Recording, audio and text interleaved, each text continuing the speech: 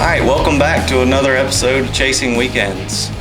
In this episode, we're actually going to take this and shoot turkeys with it. And not just shoot turkeys, I'm going to go after my single season Grand Slam. If you don't know what this is a Flintlock. So it's one of the first forms of a gun. It literally has a rock in the hammer of it, a piece of flint that's clamped down with some leather in the hammer of it. A hardened piece of steel right here, which is your frizzen.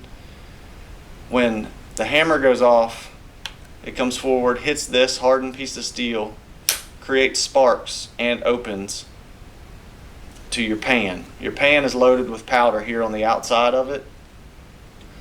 The sparks ignite your outside powder, which that explosion shoots, some of the fire shoots through this little hole in the side, ignites the powder on the inside of it, which is just like a regular shot at that time. It pushes your shot forward. I load this gun with number 6, copper coated number 6, and I load it with about 90 grains of powder.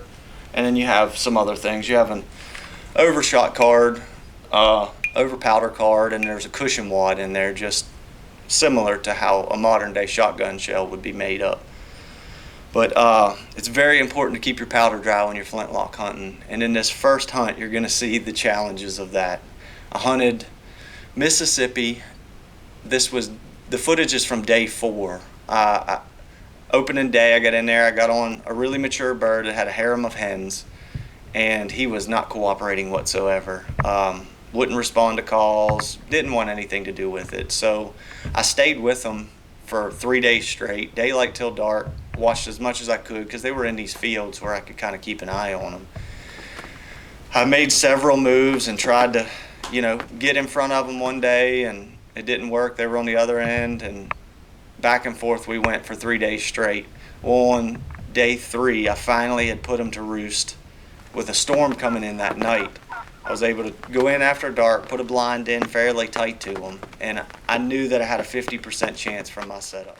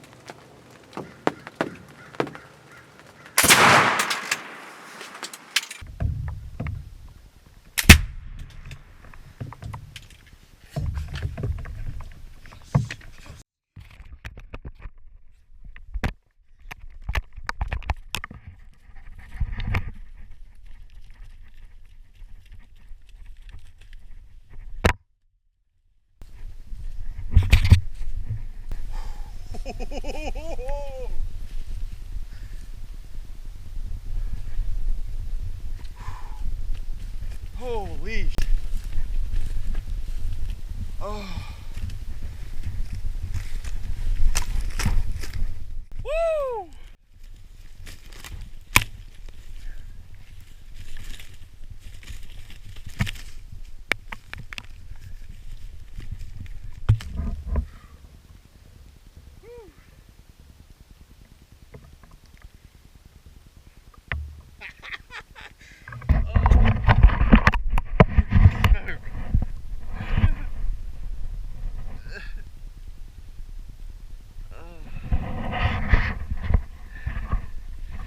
Yes, sir. Yes, sir. All right, just got that bird in Mississippi. I get a call from my guy that I'm meeting up with in Florida. He says he got a big gobbler. He wants me to come down and try to hunt. Jump in the truck, drive on down. Couldn't make anything happen with him on the morning hunt. So they knew some roads that they had traveled. So we set up on these roads, did a little bit of calling. I was looking off my left shoulder, and we had decoys out to my left shoulder, and I could see down my right shoulder, way down the road, and had a bush that come out around me.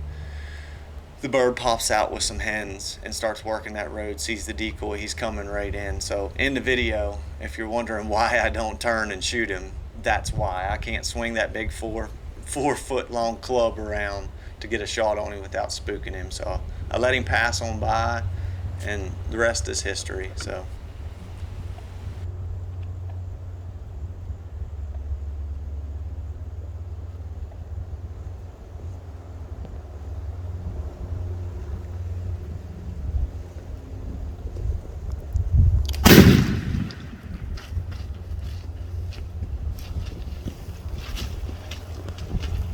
went right in the water.